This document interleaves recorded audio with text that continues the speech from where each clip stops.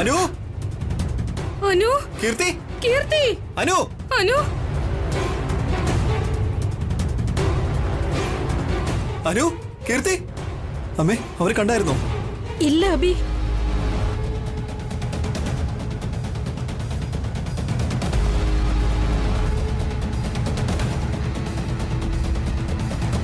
കീർത്തി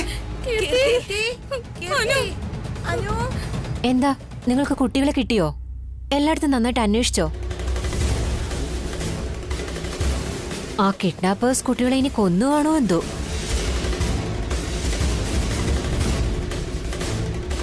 അല്ലെങ്കിൽ കൈയും കാലും ഒക്കെ തല്ലി ഒടിച്ച് കണ്ണൊക്കെ ചൂഴ്ന്നെടുത്ത് ബേക്കിംഗ് മാഫിയയ്ക്ക് വിറ്റോ എന്തോ?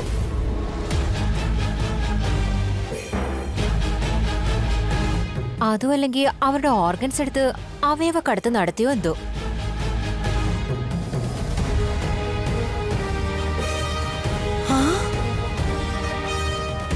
ഏയ് ആരാ നിങ്ങള്? എന്റെ കുട്ടികൾ എന്താ ചെയ്തേ?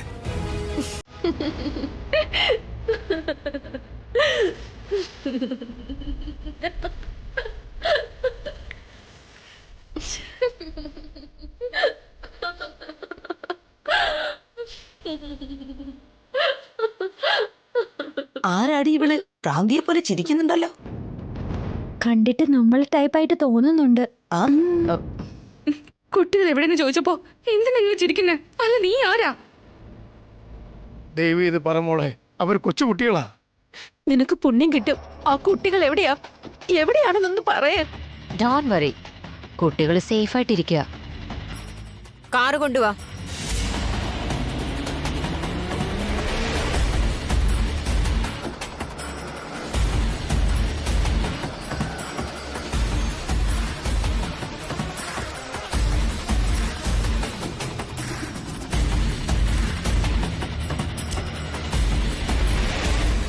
അനു കീർത്തി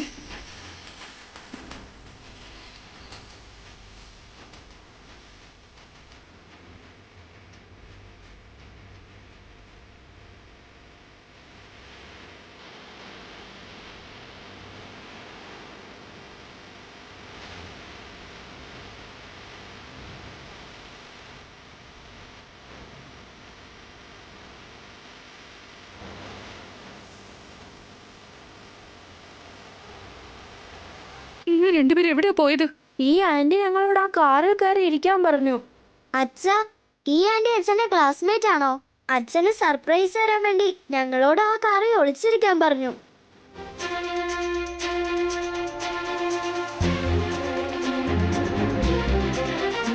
എന്താ അഭിരാം, ഞാൻ നിന്റെ ക്ലാസ്മേറ്റ് ആണെന്ന് പറഞ്ഞത് ഷോക്കായി പോയോ?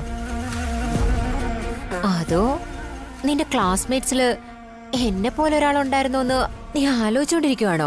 നിന്നെ പോലുള്ള സാഡിസ്റ്റുകളൊന്നും എന്റെ ഫ്രണ്ട്സ് ലിസ്റ്റിൽ ഇല്ല. ആദ്യം നീ ആരാണെന്ന് പറയും. സാഡിസ്റ്റ് ആണെന്ന് നീ പറഞ്ഞില്ലേ? സാഡിസ്റ്റ് തന്നെയാ. പേര് കാവേരി. നീ അറസ്റ്റ് ചെയ്യിപ്പിച്ച MLA-യുടെ സ്വന്തം സഹോദരി.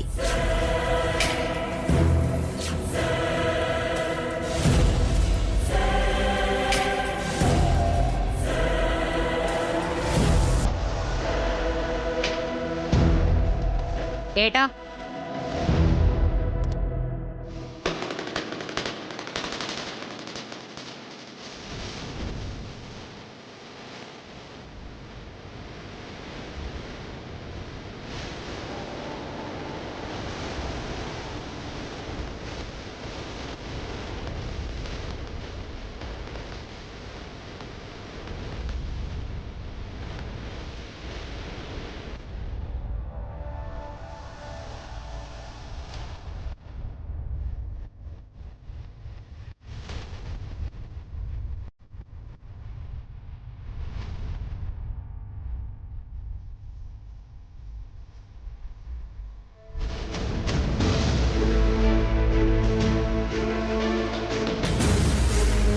എന്താ അഭിറാം, സ്റ്റേഷനിൽ സെല്ലിൽ കിടക്കേണ്ടവൻ ജയിലിലേക്ക് പോകേണ്ടവൻ എങ്ങനെ പുറത്തിറങ്ങി ഇവിടെ വന്ന് നിൽക്കുന്നുവെന്ന് ചിന്തിക്കുമായിരിക്കും അല്ലേ? അധികാരവും നഷ്ടപ്പെട്ട് അഭിമാനവും പോയി എനിക്ക് പുറത്തിറങ്ങാൻ കഴിയില്ലെന്ന് കരുതിയോ? എന്റെ യഥാർത്ഥ പവർ എന്റെ അനിയത്തിയ. എന്റെ സത്യസന്ധമായ പദവി ഇവളുടെ ചേട്ടനായിരിക്കുന്നതാ. എന്റെ അനിയത്തി ഉള്ളപ്പോ ശരീരത്തിൽ ഒരു ഈച്ച പോലും പറ്റില്ല. ഓ, നിങ്ങളുടെ സഹോദരിയുടെ ജോലി ഈച്ച ഓടിക്കലാണോ? മിസ്റ്റർ അഭിറാം, എന്നെ ഇൻസൾട്ട് ചെയ്യാൻ നിൽക്കണ്ട. ഞാൻ ആരാണെന്ന് നീ ഇപ്പൊ മനസ്സിലാക്കിയതല്ലേ? കുറച്ചു നേരം കുട്ടികളെ കാണാതായപ്പോഴേക്കും ഈ വീട് മൊത്തം നിശബ്ദരായില്ലേ?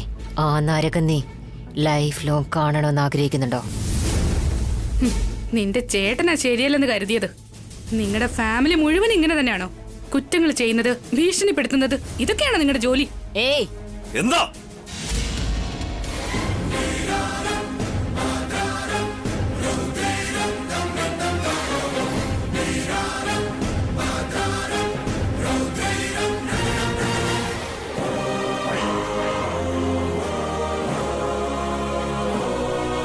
നിങ്ങളുടെ ഏട്ടൻ എന്താ ബുദ്ധിയില്ലേ?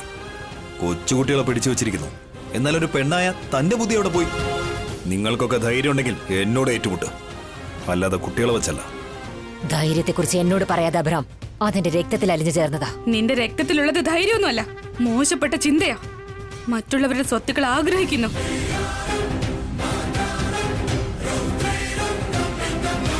ഞങ്ങൾ ആഗ്രഹിക്കുന്നത് എന്തായാലും ശരി, അത് ഞങ്ങൾക്ക് ലഭിച്ചിരിക്കണം. അത് കിട്ടാൻ ചിലപ്പോ എതിർക്കും, ചിലപ്പോ വിരട്ടും. എന്റെ കാൽ ചുവട്ടിലാവുന്നത് വരെ വീട്ടില്ല ഞാൻ. എന്ത് ചെയ്യുന്ന? ഒരേ ഒരു ഒപ്പ് ലഭിക്കാൻ വേണ്ടി എന്റെ ഏട്ടനെ നീ തെക്ക് വടക്ക് ഓടിച്ചില്ലേ? അതുപോലെ നിന്നെ ഞാനും തെക്ക് വടക്ക് ഓടിക്കാൻ പോകുന്നത് നീ നോക്കിക്കോ. അല്ലെങ്കിൽ നീ തന്നെ എന്റെ അടുത്ത് വന്ന് ഒപ്പിട്ട് തരാമെന്ന് പറയൂ. എന്റെ ചേട്ടൻ നിങ്ങളെയൊക്കെ എന്ത് ചെയ്യണമെന്ന് കരുതുന്നോ അതിലുപരി ഞാൻ ചെയ്തിരിക്കും.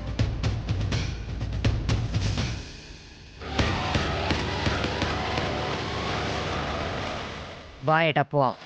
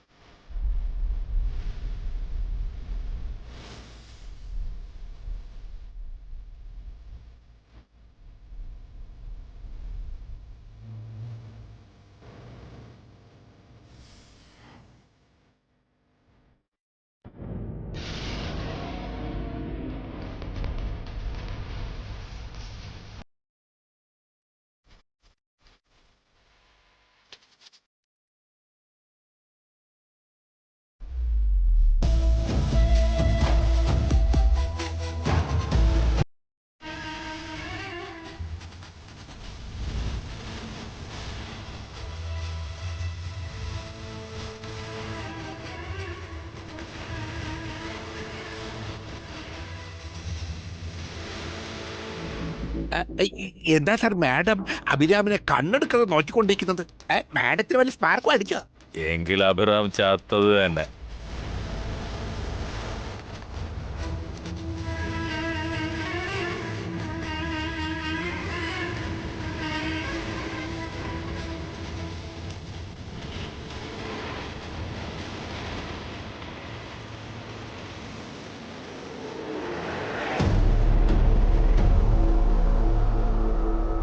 അവള് നമ്മളെ ടൈപ്പ് എന്നല്ലേ നീ പറഞ്ഞത്? അല്ലടി, അവള് നമ്മളെ വെല്ലുന്നവളാ. അത് നല്ലതല്ലേ ആന്റി? നമുക്ക് ഹെൽപ്ഫുൾ ആയിരിക്കും. എന്താ അഭി, ഇവൻ നമ്മളെ വിടില്ലെന്നാണോ? അവൻ ജയിലിൽ പോയി എന്ന് പറഞ്ഞ് സന്തോഷിക്കുമ്പോ അവന്റെ അനിയത്തി വന്നിരിക്കുന്നു. ആര് വന്നാലും നമ്മൾ ഒന്നും ചെയ്യില്ല. അമ്മ പേടിക്കാതിരിക്കുക.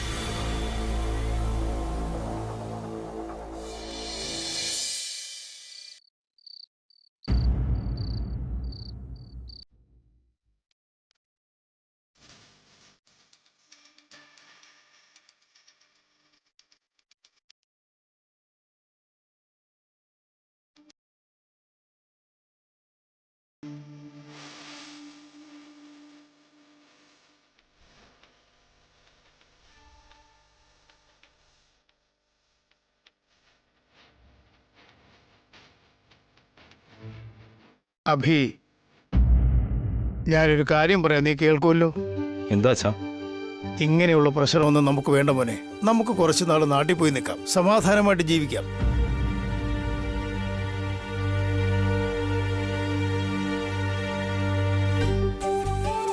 അവരെ ഭയന്ന് പോകണമെന്നാണോ അച്ഛൻ പറയുന്നത്? ഭയമുണ്ടായിട്ടല്ല അബി, ആവശ്യമില്ലാതെ മനസമാധാനം നശിപ്പിക്കണ്ടല്ലോ എന്ന് കരുതി. സത്യത്തില് ഈ കുഞ്ഞുങ്ങളെ തട്ടിക്കൊണ്ടു പോയിരുന്നെങ്കിലോ, എന്തെങ്കിലും സംഭവിച്ചിരുന്നെങ്കിൽ ഓർക്കുമ്പോ തന്നെ പേടിയാവുന്നു. ഇത്രയും നാൾ ഇവര് നമ്മളെ പേടിപ്പിച്ചു, ഇപ്പോ അവളെ പേടിക്കുന്നത് കണ്ടില്ലേ? ചെയ്ത പാപം വെറുതെ വിടൂ ആന്റി. അതേടി, നമ്മളെ പോലത്തെ പാവങ്ങളെ കഷ്ടപ്പെടുത്തിയ ഇതായിരിക്കും ഗതി. എന്തൊക്കെയാണെങ്കിലും ധൈര്യത്തോടെ നേരിടണം അമ്മേ. നമ്മൾ ഭയന്നാൽ ഇനി അവർ പേടിപ്പിക്കും. ജീവിതത്തിൽ പ്രശ്നങ്ങൾ ഒഴിയില്ല അഭി. എന്നാൽ ഇവരും മനുഷ്യരെ അല്ലല്ലോ. കൊച്ചു കുട്ടികളെ പോലും വിടുന്നില്ല. അവനാണ് മോശമെന്ന് കരുതിയിരുന്നപ്പോ അവന്റെ അനിയത്തി വന്നിരിക്കുന്നു. അവനേക്കാളും ദുഷ്ടമനസ്ഥിതി ഉള്ളവൾ. ഇവനോടൊക്കെ എതിർക്കാൻ പോയാൽ നമ്മുടെ കുട്ടികൾക്ക് അത് ആപത്ത്. കുട്ടികളെ നമ്മൾ നന്നായിട്ട് ശ്രദ്ധിച്ചാൽ മതി അച്ഛാ. ഒരു പ്രശ്നം ഉണ്ടാവില്ല. എല്ലാ ദിവസവും നമുക്ക് നല്ലതായിരിക്കില്ല അബി. ഇപ്പോഴത്തെ പോലെ ആയിരിക്കില്ല എല്ലായ്പ്പോഴും. നമുക്ക് സംഭവിക്കാൻ പാടില്ലാത്തത് എന്തെങ്കിലും സംഭവിച്ചാ അപ്പോ സങ്കടപ്പെട്ടിട്ട് ഒരു കാര്യമില്ല.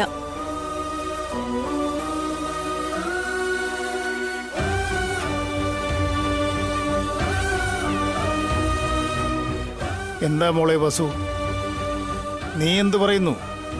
ഇവിടെ തന്നെ തുടരണോ അതോ നാട്ടിലേക്ക് പോണോ? ഇപ്പൊ ഇതിനമ്മ മറുപടി പറയും. മറുപടി പറഞ്ഞ അബിയായിട്ട് കേൾക്കണമെന്നുണ്ടോ? നോക്കാം. നാട്ടിലേക്ക് പോകാ അച്ഛ.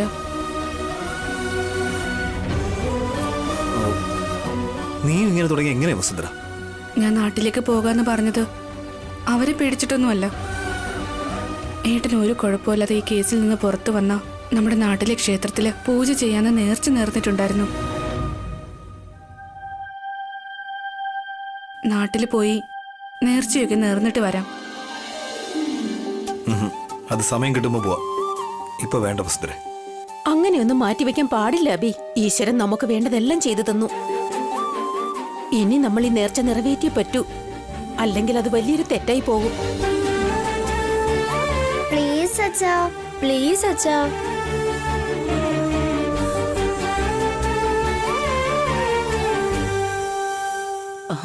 വാസു ആ വന്നവളെ കണ്ട് ഭയന്നിട്ടുണ്ട്. അതുകൊണ്ടാ പ്രാർത്ഥന എന്നൊക്കെ പറഞ്ഞ് ചുറ്റി കളിക്കുന്നത്. അവളെ കണ്ടപ്പോ ഞാൻ തന്നെ പേടിച്ചു പോയി. പിന്നെ ഈ വസുവേട്ടത്തെ പേടിക്കാതിരിക്കോ?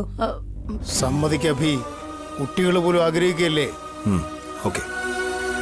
ആ, നേർച്ചകളൊക്കെ ചെയ്തിട്ട് വേഗം തന്നെ തിരിച്ചു വരണം. ഒരുപാട് ദിവസം നിൽക്കാനൊന്നും പറ്റില്ല.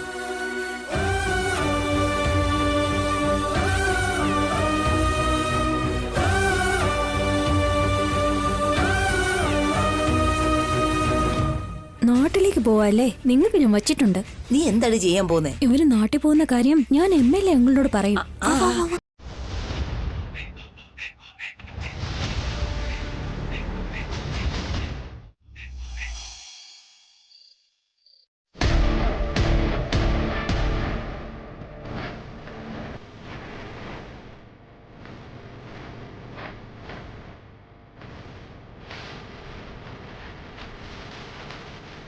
ആ അഭിരാമിന്റെ കയ്യിൽ നിന്ന് അടി വാങ്ങിയിട്ട് വന്നിരിക്കുന്നു.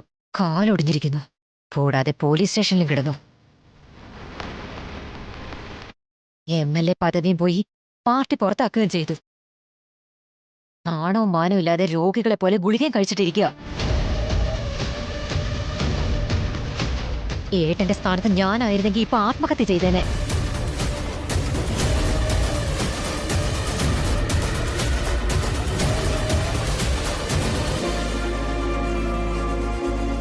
ഞാൻ ഇത്രയൊക്കെ പറഞ്ഞിട്ടും പാറക്കല്ല് മാതിരി ഉറച്ചിരിക്കുന്നത് കണ്ടില്ലേ? ഏട്ടന്റെ ധൈര്യമൊക്കെ ഇല്ലാതായോ? ഏട്ടന്റെ രക്തം കട്ട പിടിച്ചോ? ബുദ്ധി എന്താ മന്ദി ഭവിച്ചോ? നമ്മുടെ മാനവും മര്യാദയും എല്ലാം മണ്ണോട് മണ്ണായി. ആഫ്റ്റർ ഓൾ ടിഫിൻ വിൽക്കുന്ന വണ്ടിക്കാരന്റെ മുന്നിൽ പോലും തല കുനിക്കേണ്ടി വന്നു. നീ വിചാരിക്കുന്നത് പോലെ അവര് സാധാരണക്കാരല്ല മോളെ. അതെ മാഡം, ആ അഭിരാമില്ലേ വളരെ പവർഫുള്ളാ. എനിക്ക് അങ്ങനെ ഒരാളെയാണ് വേണ്ടത്. ഐ മീൻ, എനിക്ക് ഫൈറ്റ് ചെയ്യണമെങ്കിൽ അതിനനുസരിച്ചൊരു ശത്രുവിനെ എനിക്ക് വേണം. ഇപ്പോഴാണ് എനിക്കൊരു ശരിയായ ശത്രുവിനെ കിട്ടിയത്. ഞാൻ ആരാണെന്ന് അവന് കാണിച്ചു കൊടുക്കാം. ആ അഭിറാം തല കുനിച്ചുകൊണ്ട് ഏട്ടന്റെ കാലി വീഴുന്നത് ഞാൻ ഏട്ടന് കാണിച്ചു തരാം.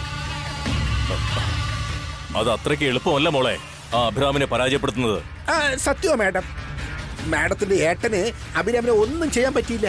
പിന്നെ പെണ്ണായ മാഡത്തിന് എന്ത് ചെയ്യാൻ പറ്റും? പെണ്ണ് കാരണമാടാ ഒരുപാട് രാജ്യങ്ങളും സാമ്രാജ്യങ്ങളും നശിച്ചു പോയിട്ടുള്ളത്. ആഫ്റ്റർ ഓൾ ഒരു ഫാമിലി എനിക്ക് നശിപ്പിക്കാൻ കഴിയില്ലേ? ആ അഭിരാമോ ഞാനോ രണ്ടിലൊന്നു മതി.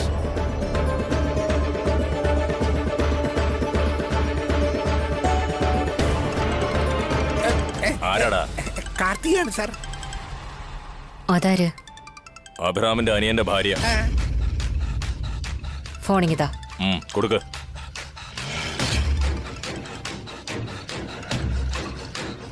ഹലോ കാർത്തിക, ഇതാരാ? ഇപ്പൊ നിങ്ങളുടെ വീട്ടിലേക്ക് വന്നില്ലേ? ഞാൻ കാവേരി. നിങ്ങൾ സൂപ്പറാ മാഡം. ഞങ്ങളുടെ ഫാമിലി ആകെ പേടിച്ചു പോയി. അതേ മോളെ, വീട്ടിലെല്ലാവരും പേടിച്ചിരിക്കുക. നിങ്ങളാരാ? എന്റെ പേര് സുമംഗല. ഞാനും നിങ്ങളെ കക്ഷിയാ. എന്തിനാ ഫോൺ ചെയ്തേ? നിങ്ങളുടെ ഭീഷണി പേടിച്ച് പൂജ ചെയ്യണമെന്നൊരു കാരണവും പറഞ്ഞ് വീട്ടിലെല്ലാവരും നാട്ടിലേക്ക് പോവാണ്. എന്താ ഓടിപ്പോകുന്നോ?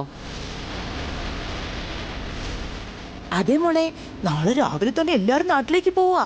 ആ കാര്യം പറയാനാ ഫോൺ ചെയ്തത്.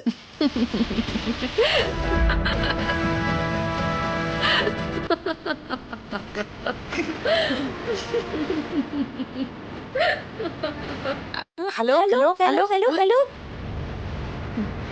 എന്തിനാ ആന്റി ഇവരെങ്ങനെ ചിരിക്കുന്നേ? അവക്ക് വല്ല പ്രാന്തായി കാണൂ.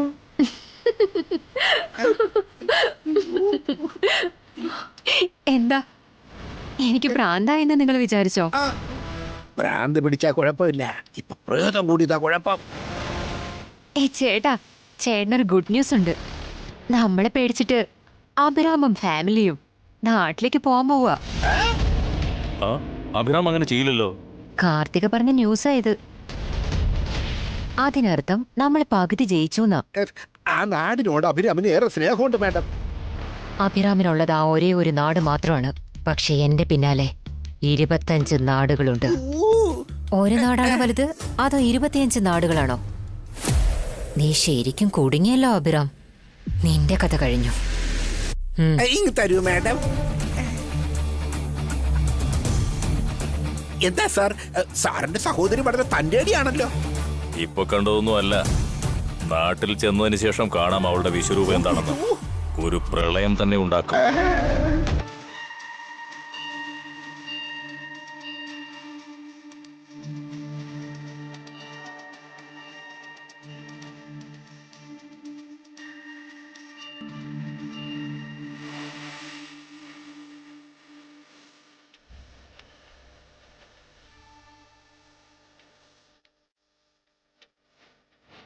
പണ്ടെങ്കോ നിങ്ങളുടെ കല്യാണത്തിന് മുമ്പ് ഇവിടെ വന്നതാണ് അഭി. അതിനുശേഷം വസുവിനെയും കൂട്ടി ഇപ്പൊ ആദ്യമായിട്ടാ വരുന്നത്. വാ വാ. ഒരു മിനിറ്റ് അച്ഛാ.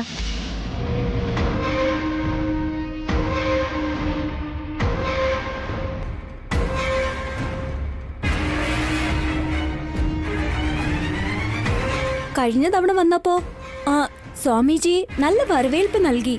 ഇപ്പോ അതൊന്നും ഇല്ലേ?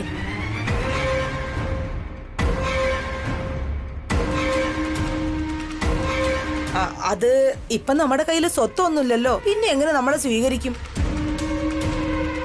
നമ്മൾ ഇങ്ങോട്ടേക്ക് വന്നത് നേർച്ച നേരാൻ വേണ്ടി മാത്രം ഇളമേ. നമ്മുടെ അന്തസ്സ് കാണിക്കാനോ ആർഭാടം കാണിക്കാനോ വന്നതല്ല. പിന്നെ ഈ ക്ഷേത്രം ഒരു കാലത്ത് നമ്മുടെ പൂർവികർ നിർമ്മിച്ചതാണെന്നും ഈ ക്ഷേത്രസ്ഥലം നമ്മുടേതാണെന്നും വലിയ ഡയലോഗ് പറഞ്ഞല്ലോ. ക്ഷേത്രത്തിലെ തിരുമേനി നമ്മൾ നേർച്ച നേരാൻ വരുമ്പോ നമ്മളെ സ്വീകരിക്കേണ്ടതല്ലേ?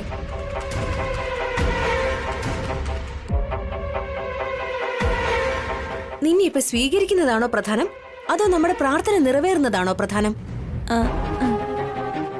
കുറച്ച് മര്യാദയൊക്കെ വേണം. നമ്മുടെ സ്വന്തം നാട്ടിൽ തന്നെ നമുക്ക് മര്യാദ കിട്ടുന്നില്ലെന്ന് വെച്ചാ, സ്വത്തുള്ളപ്പോ ഒരു രീതി, സ്വത്തില്ലാത്തപ്പോ മറ്റൊരു രീതി. ഇതൊക്കെ അവര് മനസ്സിലാക്കേണ്ട കാര്യമല്ലേ?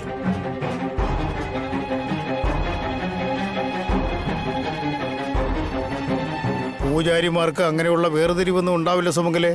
ദൈവത്തിന്റെ ദൃഷ്ടിയിൽ പണമുള്ളവനും ഇല്ലാത്തവനും എല്ലാം സമന്മാരാ. അതിന് പൂജാരി എവിടെ? ആളെ കാണുന്നില്ലല്ലോ. നമസ്കാരം രാംമോഹൻ സാർ. നമസ്കാരം സ്വാമികളെ. നമസ്കാരം അഭിറാം സാർ. നമസ്കാരം.